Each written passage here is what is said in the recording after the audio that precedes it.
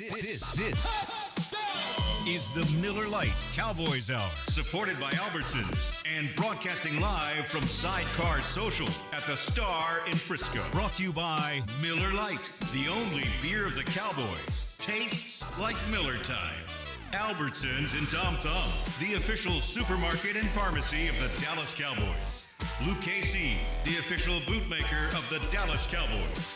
Blockchain.com, make your crypto play today. Buffalo Wild Wings. If it's game day, Buffalo Wild Wings is the place to be. Altec Lansing. Just listen with Altec Lansing, perfecting sound since 1927. And by Omni.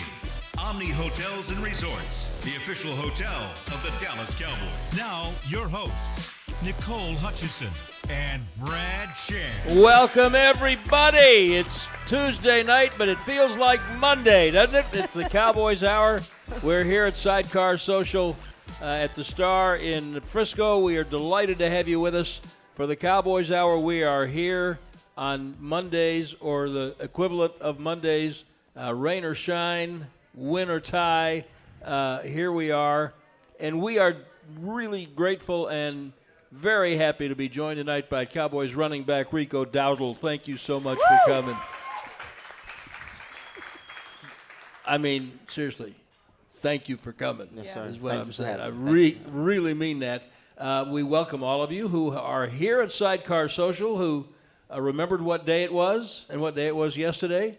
Always good to see your smiling faces. Thank you very much. Great to have everybody with us wherever you are on the Dallas Cowboys radio network and streaming on DallasCowboys.com. How you doing? These are cameras. Wave to the cameras there, Rico. There you go.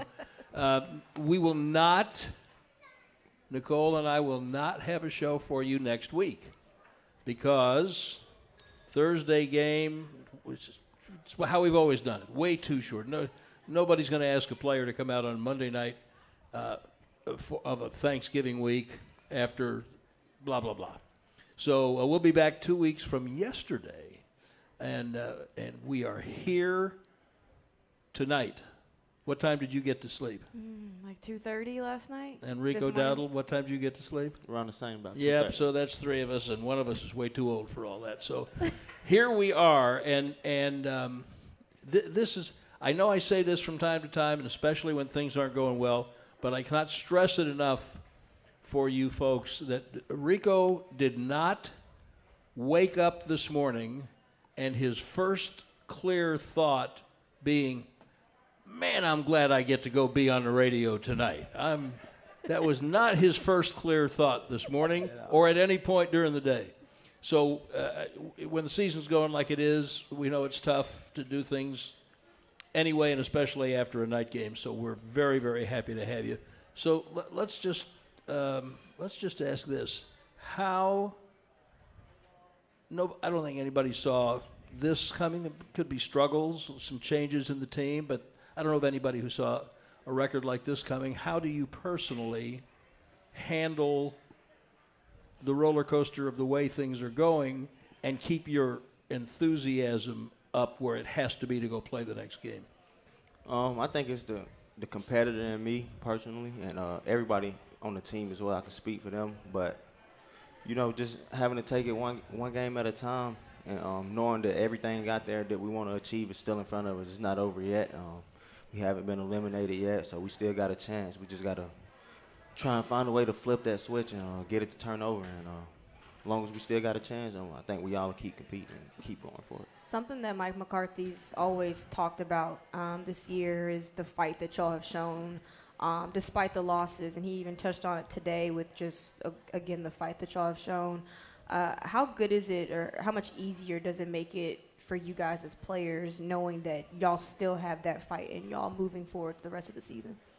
I think it makes it I wouldn't necessarily say it make it easier for us, but definitely inspiring, knowing that we have the type of team that's going to keep fighting. We've been down big and fought back and had a couple close ones at the end and things like that, but just knowing, like, truly being inspired and that we can still go out there and accomplish what we want to accomplish. And that's the type of team we are. And we know we're in the hole right now, backs against the wall, and we got the fighters to do it.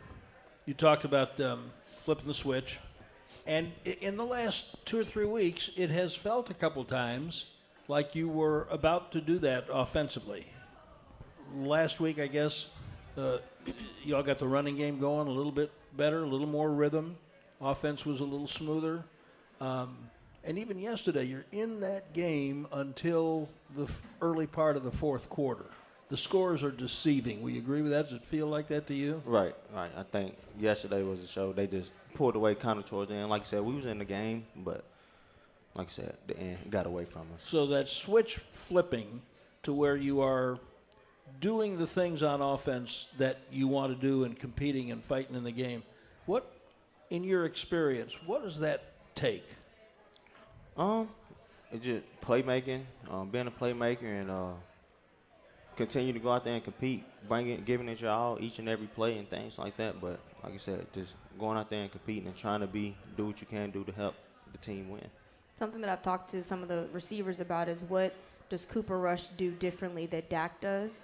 And something they pointed out is that he gets the ball out a little bit faster. So for a running back, what does he do differently from Dak? I definitely agree with that. Yeah. Say he gets to his reads a little faster or something out there. Definitely know he'll check it down for from the running back perspective. Be expecting to get it from Cooper a little bit quicker than you would with Dak at the running back position. But definitely I'd say he get through his reads a little bit faster. Does it make it a little bit more challenging for you? No? No? I don't think it's challenging with either one. Just something they do different. We had this conversation with Turpin 2 weeks ago, something like that, about the fact that after Dak had gotten hurt, that when Turpin came in, almost all of his work, now it's different for a receiver, but almost all of his work was with Cooper on the second team, even in training camp. So Turp had no problem about feeling like he knew Cooper and any of that. Does the same thing hold for a running back? You had a lot of time with him before this year when you would work together on the second team, maybe? Yeah, for sure. Like you said, I've had a good bit of time with Cooper as well throughout the preseason games, especially last year. I played in one. Early on this year, they was like, I'm going to be out there for the first series with Coop. So me and him played like the same amount of plays the first preseason game. And, yeah, like you said, training years prior, working with the second team and things like that. So I've had a good bit of work with him. So does that make it a little easier now when he's starting and he's playing and you're starting? Does it make it feel a little smoother about meshing and kind of knowing what's coming? I definitely think it helps. We've been out there with each other before, but it all goes into the work that Cooper put in, honestly, and how he come in and prepare each and every day, just having trust and confidence that he can go out there and do the same thing that Dak can do. So it's all to the work that Coop put in, for sure. You've been officially been referred to as the lead back by Mike McCarthy. How good does that feel for you? I definitely say it feel good. You know, still got some bumps and things that we got to get over, but I definitely say it feel good to be the starting running back for America's team, and definitely very grateful for that and the opportunity. What did it feel like coming into when they didn't sign? They signed Zeke, but you know Zeke's several years in the league, got a few, been banged around a few times, didn't sign anybody else. So you knew you were, I mean, you knew in training camp that you were going to be kind of the targeted guy, didn't you? Kind of, sort of. They had me and Zeke competing in training camp for the starting spot and things like that. But I knew I would, after them not signing anybody and bringing Zeke back, I knew previous from last year and what I did last year that I have a chance to get out there and make plays this year. So definitely. And so did that change your approach any either from camp or once the season started and there you are? I say last year kind of changed my approach. I say it started last year when I knew I had a chance to go be the second guy last year, and just kind of stuck to that plan. Things that I was doing, changing like how I ate and things like that, just getting my body in the best shape and best condition possible to finish the season out healthy and strong. It also helps too. I remember when Will McClay was just speaking so highly of you this offseason and how much you've developed since your rookie year up until now. How much does that help for you, though, having a guy like Will McClay in your corner? Definitely helps a lot because, you know, Will, he's higher up of the organization, so I definitely say that'll help a lot. And they trust him, Will, in his decision-making, and hopefully we can get it all to pan out and pay off with having him believe in me. the tricky part about what you do is there is so much is dependent on the guys in front of you. And it's been one of those years, guys are dropping like flies. And then yesterday, you got 2 or 3 guys going out at the same time. So what do you do as a running back about that? How do you adjust to and handle that? I wouldn't say there's anything in particular that I can do to handle what happens with those guys. And like you said, we had a couple guys go down. It's nothing that I can do, but when guys do come in, tell them, like, it's no drop-off. Those guys come in and prepare each same kind of situation with Dak and Coop, kind of, sort of. Those guys come in and practice. With linemen, I think they get more reps with guys because, you got Zach, been in the league a long time, so the guy behind him always practices a lot. And then things like, but those guys come in and prepare, and, we got to be ready to, like, when something like that happens, they have to be ready, and we have to be ready. I got a question that you probably don't know the answer to, but it's worth a shot. So Zach went out. Tyler went out. And Let's Go wasn't dressed. And my question is, if you'd had one more offensive line injury, who's the next guy in? Someone's got to go play. Do you have any idea? No idea at all. Maybe me. Yeah, I go out I there and try and do it. I doubt go out that. there and try and do it. I doubt that. You had two tackle-sized tight ends. That would be my guess. I didn't get a chance to ask anybody today. But my guess is either Spanford or Schoonmaker was one twisted ankle away from being an offensive tackle for a minute. Man, that's crazy to think about. I actually did hear that pop up. Like, we don't got any guys left, like, to go in. You heard that on the bench? Yeah, on the sideline. I actually did hear that pop up, but no telling, man. But then nobody said, well, that's okay. If that happens, we'll do this? Nah, that didn't come up. Everybody just look at each other and say, okay, nobody else better get hurt. Yeah, basically. All right. We're really happy to have Rico Dowdle with us tonight. We are on the Cowboys Hour at the Sidecar Social at the Star District in Frisco. And Nicole, who is bringing us our fine show? Albertsons. When it comes time to shop for tailgate favorites, go to Albertsons and Tom Thumb. Get 10% off your groceries every Dallas Cowboys game day when you wear your Cowboys jersey. Albertsons and Tom Thumb, the official supermarket and pharmacy of the Dallas Cowboys. We're going to get up close and personal with Rico Dowdle when we come back on the Cowboys Hour.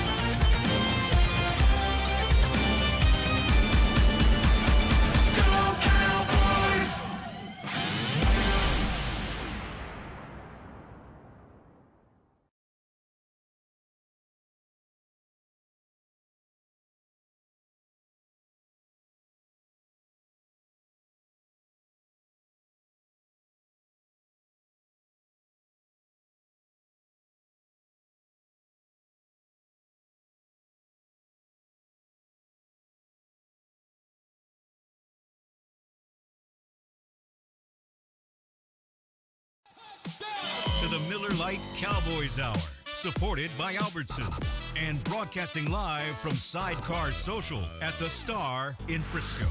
Welcome back to the Cowboys Hour. Brad Sham, Nicole Hutchinson, our very special guest, Rico Dowdle, who you may or may not know, kind of walks the hallways looking for people to interview him during the day. He really does. At the Star. Not your favorite thing to do, is it? Nah. So, Not really. so Gotta get used to it. yeah, I mean, but that's part of being a pro football player, right? Let alone a Dallas Cowboy. Right. And I've known a lot of guys in various sports through the years who've kind of come up and maybe somebody misquoted them or took them out of context and they're not real trustworthy, or maybe it's just, yeah, I'm really good with my people, but I don't know who the hell you people are. So what am I doing? How did they treat it at South Carolina? We had interviews. It was, if you go look me up at like my college interviews, if you look online, USC be like pouring sweat. But is that right? Definitely, yeah, Pouring definitely sweat? Pouring sweat. Yeah, but Did you get over that at all in school? Not really. I'm kind of just now starting to get over it, but not really. What has helped you get a little bit more comfortable with it? Just understanding it's a job and responsibility to do it. So I think just trying to go in it with that mindset, that's helped me a little bit. But still, sometimes I find myself starting to sweat and stuff again. But I think that helps we a will little get bit. you a towel if you need one. But these are all your friends right here. So there's nobody out trying to do anything but make you comfortable tonight. I'm really interested in having people understand a little bit more about your journey from school, and you and I've talked about it a little bit, but you have had to fight. We talk about fighting through this season, and you've had to have a lot of determination and grit just to get to where you are right now. So let's just even start with being a free agent coming out of college. What was that? Did you think you were going to get drafted? Yeah, going in, my agent at the time, Ben, he had me out as like a fourth round grade. And, I think You still have that agent? No, not no more. No, I got a new agent actually. That's this good. year. Yeah, but had me as a fourth round grade, and I think that year the running backs kind of slid back in the draft that year, and it wasn't many taken in like the first or second round, so I just kind of kept getting pushed back. But I got calls still, like day 2 and day 3, maybe, and then Dallas did actually call me on the third day, and they told me with that 7th pick it was going to be between me and Ben DiNucci, and they ended up picking Ben, but they still liked me a lot, and my agent decided for me to go here. It was a good spot for me to make the team. I'm just trying to do the chronology in my head. So the draft's in April, but that was 2020. Yep. And everything done shut down in March, right? 2020. Yep. That's the COVID year. So what was that like? How did you do the draft process and all of that stuff, even getting ready for the draft?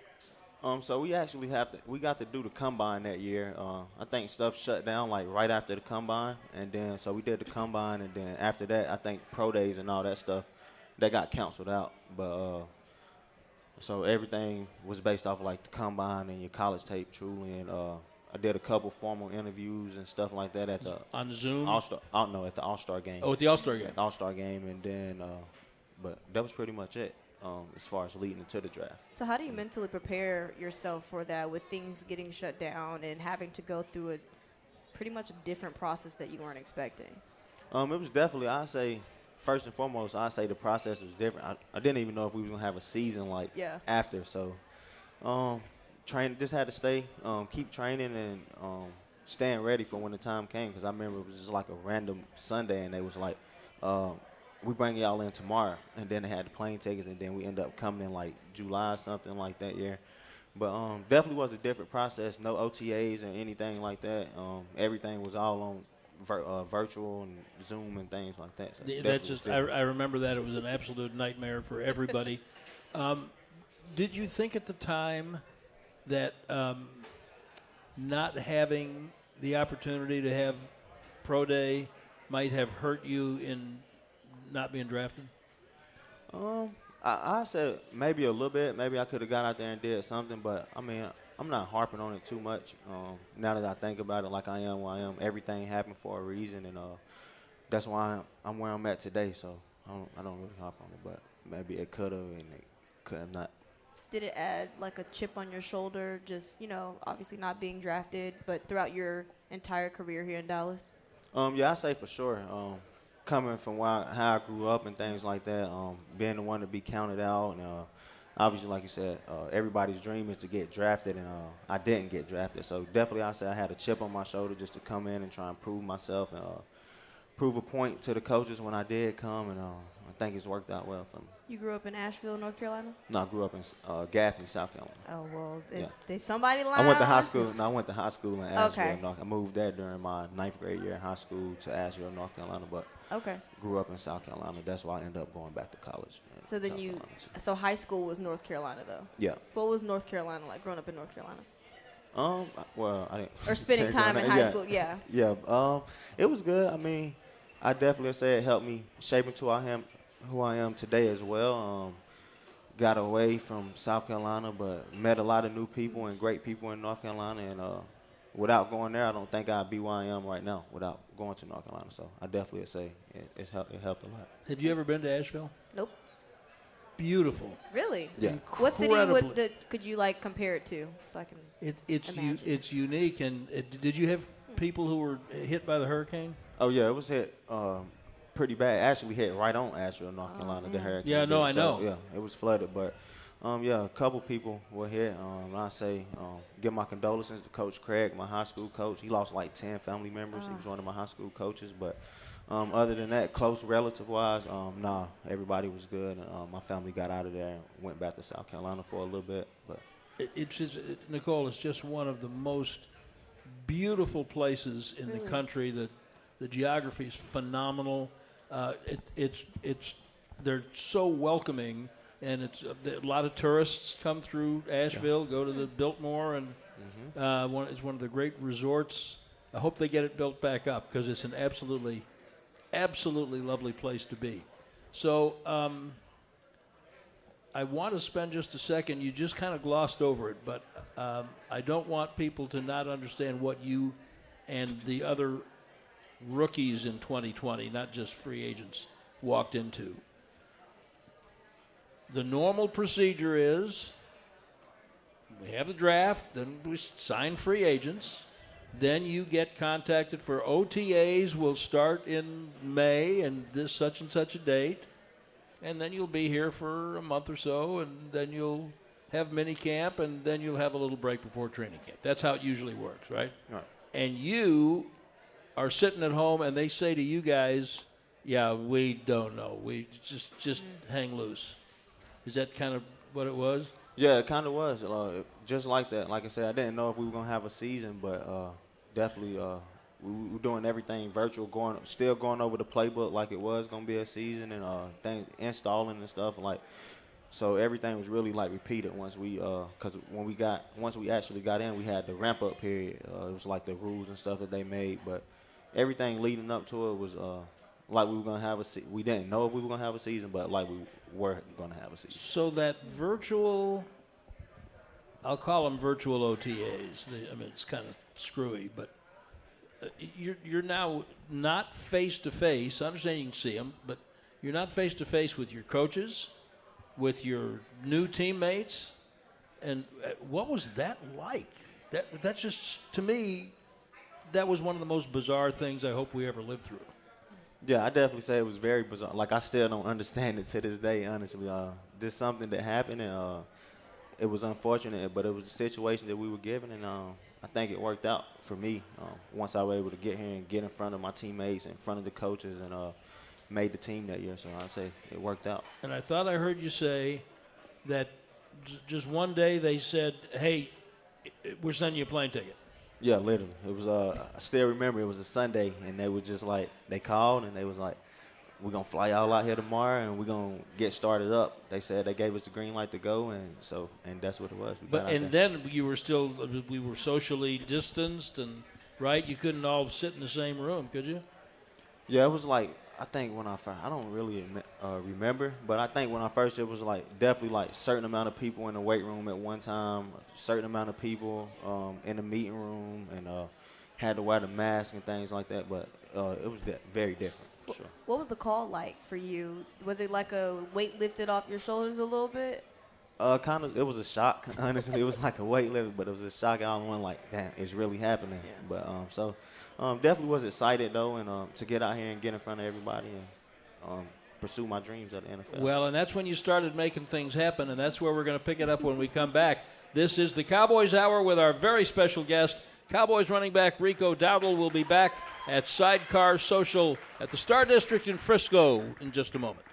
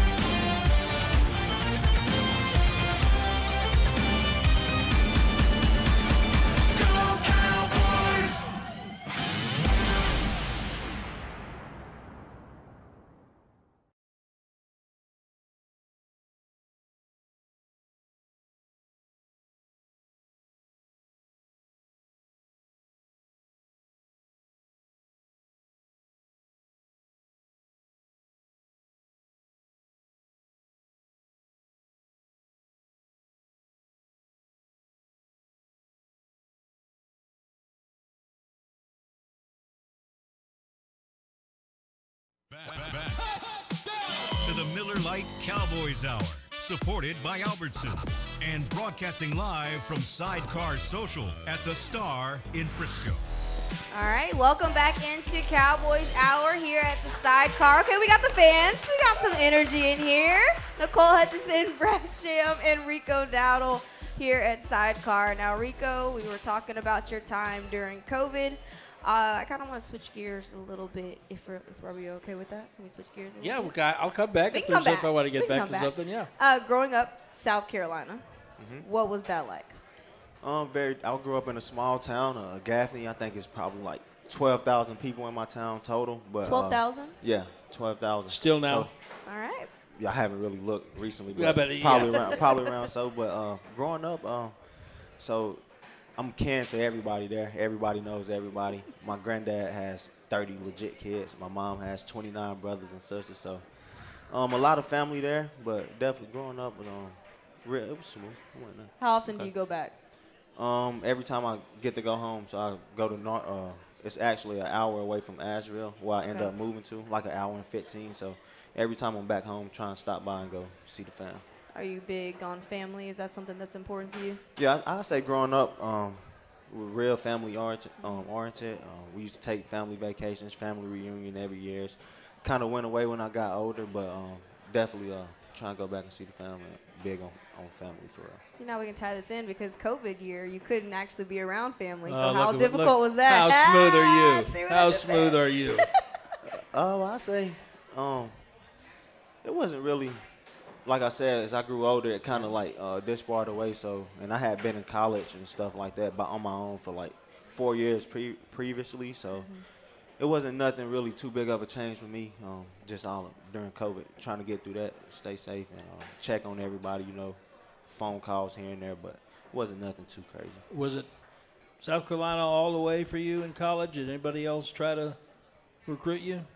So it was either between South Carolina, NC State, Wake Forest, but did a couple visits. Went to Tennessee a couple times. They never offered. Went to Notre Dame. They never offered, but when I got my offer I committed the same day. I wanted to go to South Carolina because, like I said, I grew up there, so when I got the offer from them, committed within like 15 minutes, and that was it. Now I'm going to pick up on the little bridge Nicole built because I just think that it's really informative for people to understand what it was like for you guys who came in, especially in that class. So I wasn't going to embarrass Nicole by asking her, like, where were you? Were you still in high school or something and when COVID hit? Which would have been a joke because I know you weren't. But you graduated from Howard in May 2019. And you started work at a television station in Alexandria, Louisiana in September 2019. So you've been there like 4 months. Mm-hmm. And here comes COVID. Yep. And how did you do your job? We had to still do interviews, pretty much set up like our cameras at home. So I brought all my equipment back home and did all my like sports casts from literally either my living room or like my bedroom. It was kind of weird. But yeah, I had to edit everything on my own, send it back, and then they'd air it like a package, pretty much. So Rico, when you got here, I was just telling Nicole, I remember training camp was at the Star. Yep. And the media couldn't be down watching like we usually are in training camp. Interviews were all over telephones and conference calls. When you got onto the field, which was, I know, a little bit before training camp, did it feel like normal football when you were doing that? Could you kind of put the bizarro part of it out of your mind? Yeah, I'd say for sure.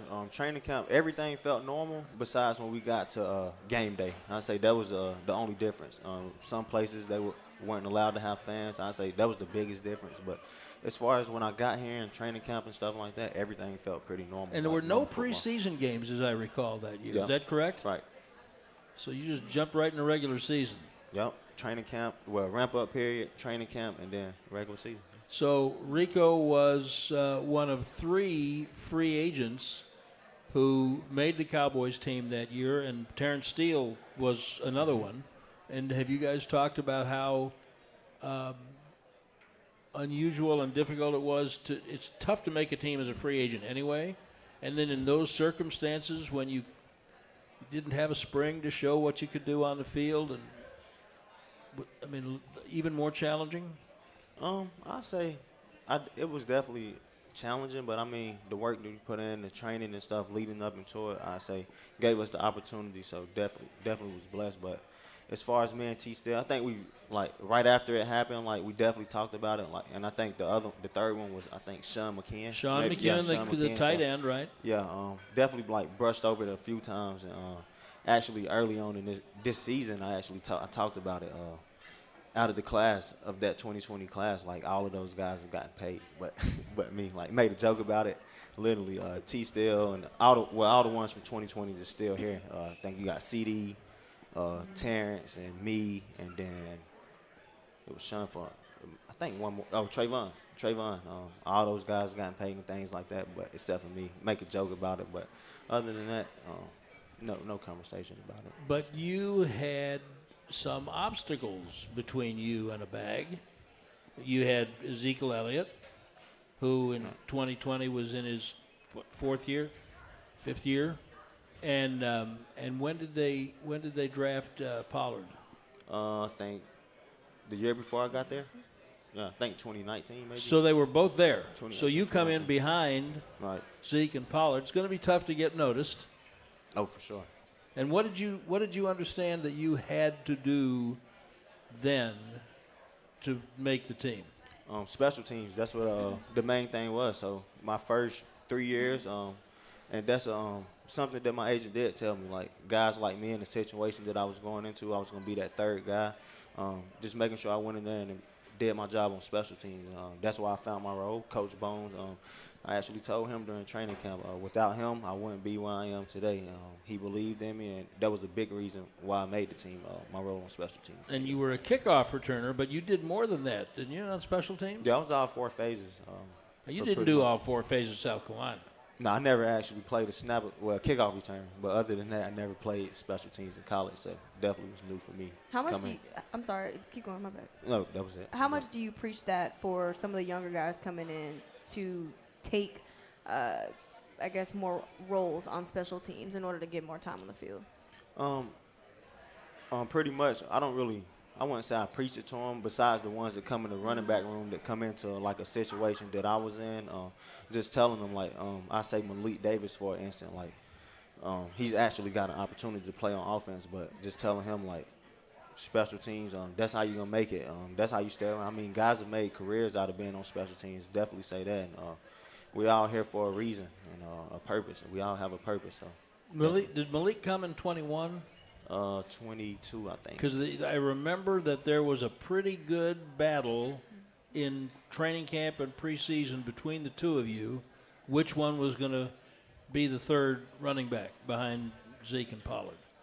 Yeah, that was 2 years ago. 2 years? Is that all it was, really? Yeah, 2 years ago. Yeah, and so that, but I mean that was an occasion where you had an opportunity to compete and show the difference, but you like that, don't you? Oh, yeah, for sure.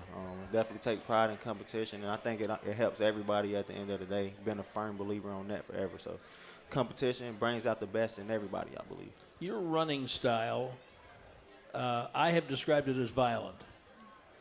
You ever heard that? Yeah, I've heard it for sure. How would you describe it? Violent, I guess. I stick with the violent. I like being called violent when I run. Definitely want to impose my will on the defenders, and definitely know it's going to be hard for them to tackle me for 4 quarters with the type of running style that I have. And yet, you're not just a heat-seeking missile, and I think the proof of your ability to move in space, be shifty, and get open is what you've done as a receiver. And we've seen a little bit of it even this year. You've made a couple of really big plays as a receiver. How much do you enjoy that?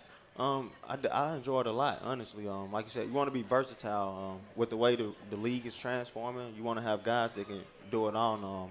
I pride myself on being a 3-down back, so not wanting to come out the game first, second, being out there first, second, and third down, which in most situations is a receiving down, but definitely take pride in that, and something that I want to do, be able to prove that I'm a 3-down back, every down back. That was something I was going to ask you, is how much pride you take in knowing that you're so versatile. But going back to you being a violent runner, is that something that you've always been, or how has that kind of improved since your days in South Carolina? I say growing up, I think I've always been like that since I was a little kid, like playing. I can remember always just, when you're a little kid growing up, you always want to try and run somebody over or hit somebody hard, get the oohs and ahs and stuff like that. But I say I've definitely been violent pretty much since I was little. Were there bigger kids that you were playing with that you had to try to show them you belonged, so you had to kind of play that way? Yeah, so actually when I say it all started, honestly, growing up, we used to play this game. It's called Bump and Run. So you literally have a sock, and they get the pillows off. My cousins will get the pillows off the couch, and you have to, like, run through and try and make it to the other end of the house. In the house. In the house. Try and get to the other end of the hallway. We called it Bump and Run. They'll tell you the same story. So I definitely say it started there. But as far as football, when I started playing when I was 4 years old and always played up. So when I started playing when I was 4, I actually started in a 7-year-old group. So Can I ask you something? When you're playing bump and run in the house, How many things did you break? now, how many?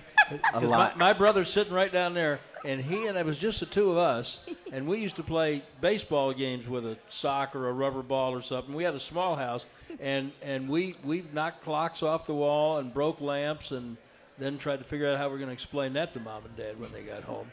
Yes. How much furniture got broke playing bump and run? Yeah, so it was always at my uncle's house, my Uncle Raymond. It was always at his house. We all go up there. He stayed in Spartanburg at the time, so he'd come pick us up on the weekends, and we all go up to his house. All the cousins, like I told you, got a huge family. Probably got over like 200 cousins, like no joke. But not that many was going there. Probably be like 20 of us in there at a time, and go spend the weekend there. But a lot of furniture, a lot of doors. A lot of glass and everything got broken for sure. And Anybody ever get hurt playing bump and run? oh yeah, a couple times for sure. What's the worst bump and run injury you saw? I say the worst is what kind of ended it. Like he didn't want people coming to his house for a little bit, but he had this. It was a little table on the side, and my cousin he got cut on it, cut his leg pretty bad, and that was about just stitches and stuff like that. It wasn't nothing too crazy. Huh. Did you ever get hurt? No. No? Because he runs violent. Well, yeah. He's I running guess through damn that's pillows. What do you come on? self-explanatory, you know?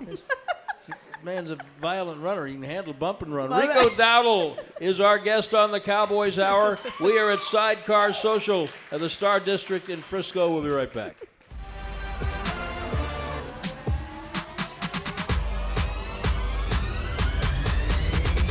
Go Cowboys!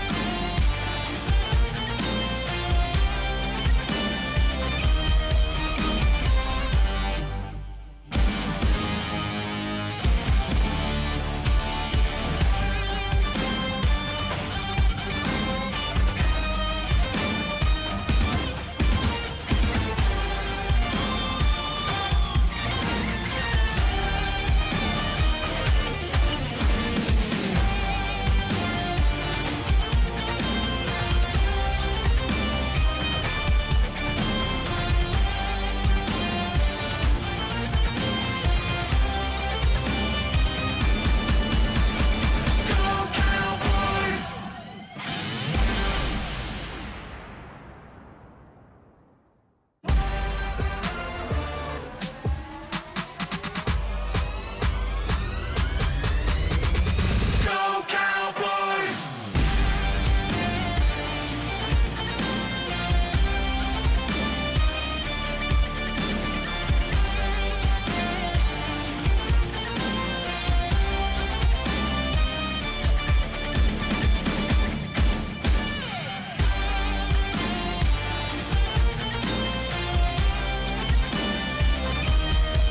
Cowboys!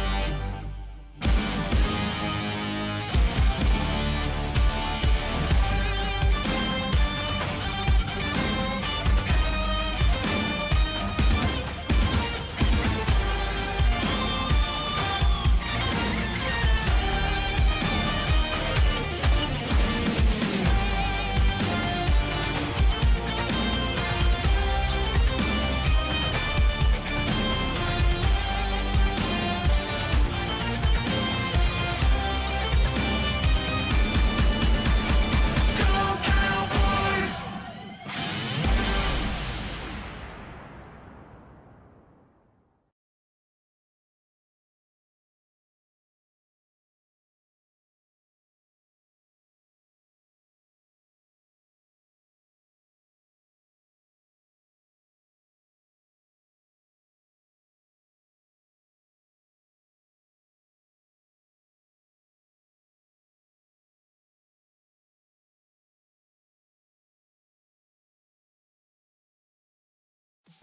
To the Miller Lite Cowboys Hour, supported by Albertsons and broadcasting live from Sidecar Social at the Star in Frisco. Welcome back. Brad Sham, Nicole Hutchinson, our special guest, Cowboys running back Rico Dowdle.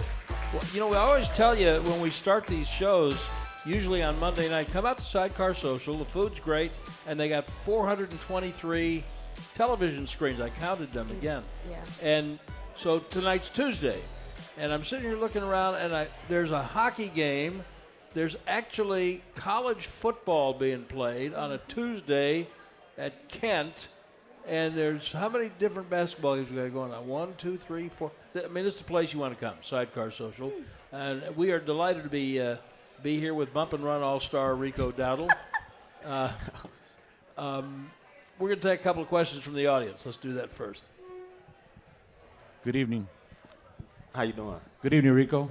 My name is Rambo. So they say playing in big markets like Los Angeles and Chicago and New York it's very challenging and tough, especially when you're playing in big media markets like that.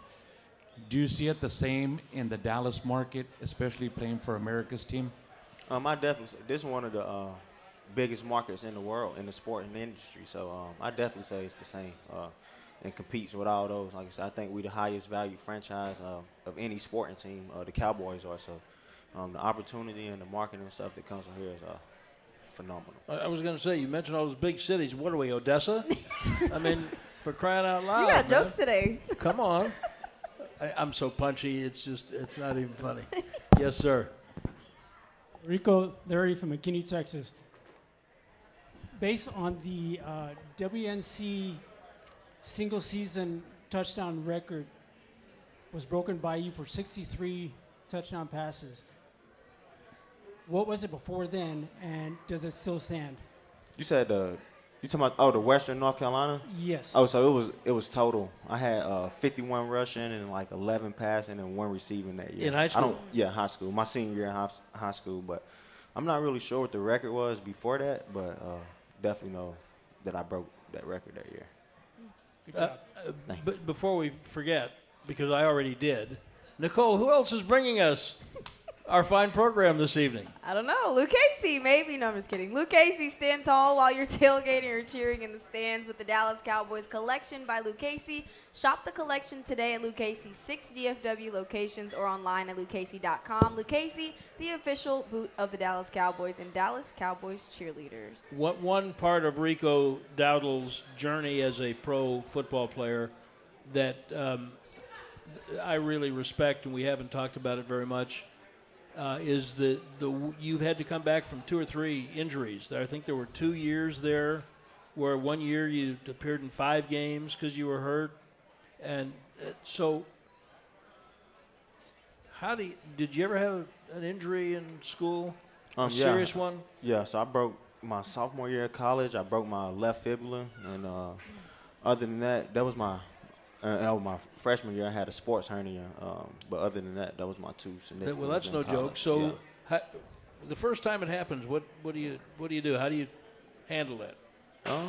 Just attack the rehab process, knowing that you still have goals and things that you want to do and that you need to achieve and you want to accomplish. So, just attack the rehab. I say it starts there and just trying to come back better than you were before to prove that you got over that injury. And the first injury you had in the NFL was? I broke my hip 2022. Maybe 2020, 2021. 2021, broke my hip. Actually played the whole game with a broken hip. Broke it like the second play of the game, but, yeah, that was my first one. I presume you knew something was not right. Yeah, that was one of those being determined and, like I said, I'm trying to make the team and things like that. That's what I played into. Was that preseason? Yeah, preseason. It was versus the Texans, actually. The second preseason game, I think, of 2021. But, yeah, just being determined. And so the reason I bring up the injuries is not to make you relive them, but when you have a difficult season like this one, it seems to me that if you've had to put yourself through the rigors of rehabbing an injury, which for a non-athlete would be it. We'll see you next year sometime. But when you've got the discipline and the inner strength to fight back and go through the rehab process, does that make dealing with all this any easier? Does it put it in any kind of perspective? It definitely puts it in perspective to what you're trying to say and what you're getting at. We're in a tough spot right now. everybody understands that. And like you said, something that we got to keep fighting. I guess you can put it in. It ties in all that. We got to keep fighting. Had to keep fighting through those injuries, and we got to keep fighting through this season. And like I said, try and turn that switch, flip that switch to get it. Everything's still out there in front of us, like I said earlier, and like I said during that same time. So it all ties in, like you said. But this here is going to take a team effort, and everybody in that locker room to go out there and execute to get this done. Injury's different. Well, that is different, isn't it? That's all Yeah. on you. Yeah. For you as an older guy in this in the locker room, how do An you? older guy. Sorry. My Seriously? bad. It's crazy. Yeah. How old I'm are not you? 27. Older guy. Sorry. I'm on year 5. You're fine. Vet. You know, a veteran in football terms. Are you you're an older vested? guy, you know? Yeah. You're a vested veteran. Yeah, I think so. Let me tell you, that's a big deal. Okay, sorry, go ahead. I didn't mean to say you was old because we're the same age. So Yeah. yeah, it's fine. Even though you Oh, did. Yeah, my bad. But Crazy. anyways, as one of the more seasoned guys in the locker room, Oh, nice. Nice recovery. how do you just go about just kind of keeping the guys positive? Not just the guys in your room, but, you know, some of the younger guys that are in that locker room as well. I wouldn't call myself, that all plays into leadership. I wouldn't call myself more of a vocal leader, the type of guy that gets up and talks to everybody, like, and trying to inspire them that way. But I try to lead by what I come and what I do in practice each and every day, what I try and go out there and accomplish on game day. I try and lead by example of how it's supposed to be done. So, and letting everybody know that we still got to put the work in, and I go out there and work hard every day, try not to take no days off and things like that. So, try and lead by that way and keep them going through that aspect. We got like 3 or 4 minutes left. I'm just going to scatter shoot around a little bit so we get a little better sense of your life. So you talked about all the cousins. Lots. And we're fixing to have Thanksgiving, which is my favorite holiday. Nobody cares about that, but I love Thanksgiving. What was Thanksgiving like? Thank all the holidays, Thanksgiving, Christmas. Growing up was it was sweet. Like getting the whole family together. It was nice though. Everybody getting together, and like I said, got out of that. Kind of want to get back to it. We actually tried to get back to it this year, and trying to get back more family, getting everybody back involved, so everybody can know everybody. The last year you were at home, close to home, whether it was high school or college, either one. So who would cook, Rico? My mom. For all them people. Yeah, my mom. So I say for everybody, everybody played their part in that. My mom did a lot of the cooking. My grandma was around for a little bit growing up, so she cooked. But you know, everybody had a dish that they would bring and stuff like that, and we mix it all together. What dish did you bring? I can't cook. Bring me. So what is your what's on your absolutely must-have menu for your Thanksgiving table? Now it's deep fried turkey. It's been that for like the past 2 years. Do you fry your own turkey? I just told you I can't cook. I understand. But I get somebody to do it though. But yeah, I say deep fried turkey is my number one that I want. And what's with it? Everything. You know, you got mac and cheese, dressing, potato salad. Cause you want yams. That sounds I want great. everything. I want it all: turkey, regular turkey, fried chicken. I want it all, man. Eat good on Thanksgiving. I didn't hear for any sure. dessert. Sweet potato pie. Come on. With the whipped cream on top? Sometimes. Sometimes? Yeah, Okay. sometimes. All right. We can do it sometimes. No So pro- go ahead. when will you do that? You said when? Whatever Thanksgiving you have. I mean, it won't be Thursday.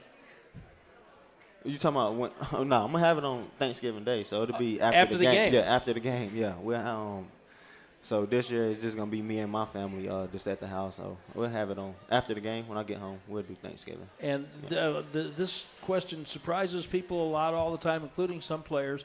But I've found through the years that not all football players are football fans. Some guys just don't like to watch it. Are you a football fan? No, actually. See, there we that go. applies to me. Yeah, I actually don't watch a lot of football. I watch the main games like Super Bowl, playoff games, and things like that. But other than that, like even growing up, I never really watched football. So is there anything on any of these screens here at Sidecar Social that would attract your attention? The basketball game right there. Favorite basketball team? Lakers. Why? I grew up a Kobe fan. I always been. How did I know that? Grew up a Kobe fan actually. But I say, and I played basketball up until my junior year in high school. I stopped playing when I started getting football scholarships and things like that. But I always been a basketball player. So What definitely position? I think that. Shooting guard. Interesting.